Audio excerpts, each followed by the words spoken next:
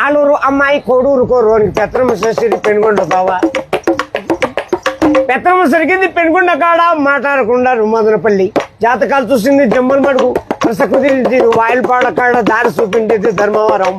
కట్నం ఇచ్చింది కల్చర్లలో కుదురుకుంది కూడేరులో మరి ఖాయమైపోయింది కదిరేనండి.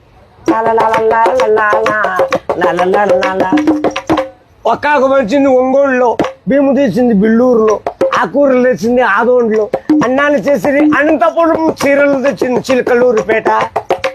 ముహూర్తాలు జరిగింది మలకల్చూరులో, కంకణం కట్టింది కర్ణాటకలో, తలబాడు పోసింది తాటిపర్తిలో.